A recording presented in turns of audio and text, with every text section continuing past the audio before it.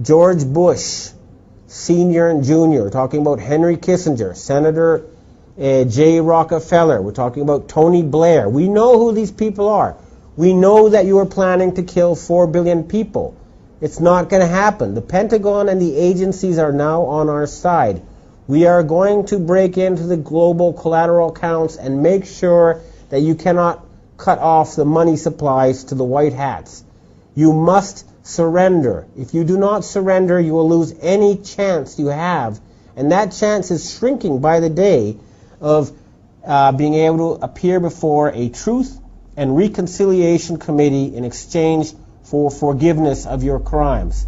That time is running out. You are going to go to jail or worse if you do not stand aside. Humanity is tired of your endless wars.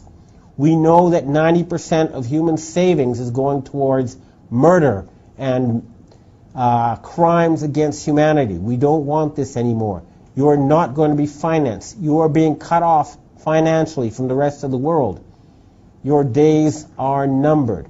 We want freedom. We want the ability to use our resources to find ways to improve the environment, to end poverty, to end war, to explore the universe, to make us all happier and healthier. We are tired of your incompetent rule. You must stand aside. We have the governments of 57 countries behind us now. The Japanese government will be with us soon. And I believe that the sooner you realize that your days are numbered, the better it is for you. This is your final warning. Thank you. My fellow humans, you will be free soon.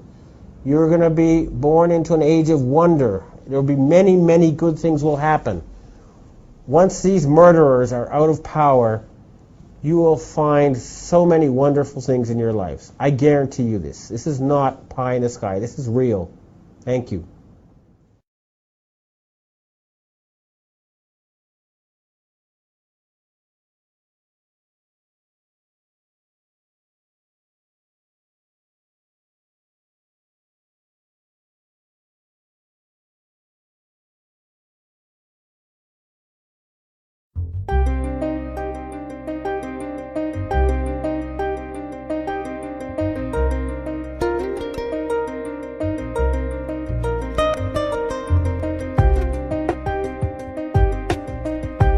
Hi there, this is David Wilcock, and you're listening to another Divine Cosmos audio blog exclusive interview with Benjamin Fulford.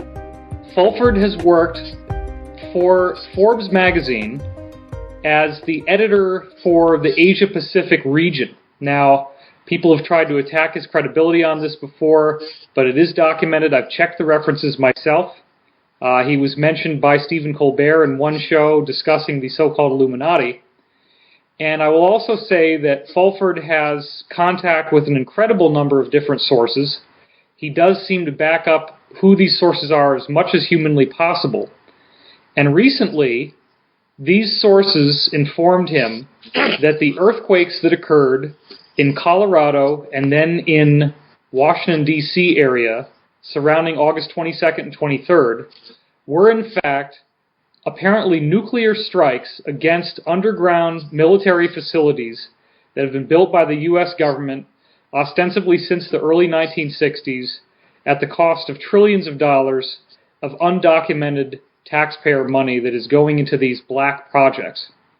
Now, the reason why I contacted Benjamin Fulford is that I had read this on his blog, and then I started to contact my own sources, which have been built up over being a public figure on the internet since 1999 and gaining the trust of many people in various classified programs.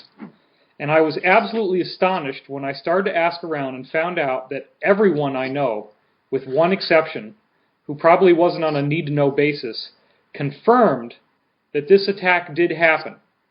Now again, I'm going to turn it over to Ben in just a second, but one more setup thing I want to say here is, if you haven't understood the gravity or the implications of what I'm telling you right now, it's important to point out that these guys never imagined that these underground facilities could ever have been attacked. So what has happened here is a seismic shift in this insider war that is arguably as significant as the nuking of Hiroshima and Nagasaki in World War II. And in fact, it may very well be the workings of the universe in terms of karma that the people responsible for those attacks have now had it happen to them. There's undeniable significance in this happening. I was astonished at the depth of detail that I've been able to get from my own sources about what happened.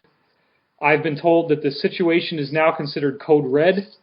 However, it's also being withheld from most of the people in these programs. It's on a need-to-know basis, and even the sources I'm in contact with, all except for one, did not even have the need-to-know basis high enough to know why this had happened, or who was responsible for it.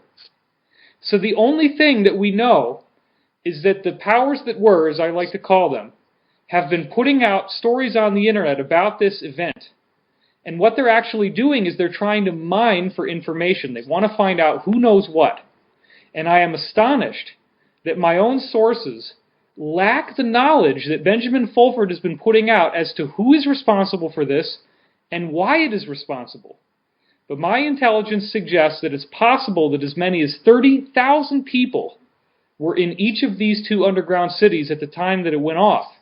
So we're talking about the potential of 60,000 deaths. And we're also talking about the potential that anyone else working for these programs who is in one of these facilities, which could either be underground or possibly off-world, such as in a space station or on the moon or elsewhere, they are now totally alone and unguarded. They are not going to be protected. They are not safe. And their superiors are not informing them of the risk that they now are in by being in those locations. I want to set the record straight. I want to get the man to talk to you, the public, and hear firsthand what the hell is going on, who did this, why did they do this, and what are the implications. So Ben, that's my intro. Let's hear from you now. I'm very interested in this.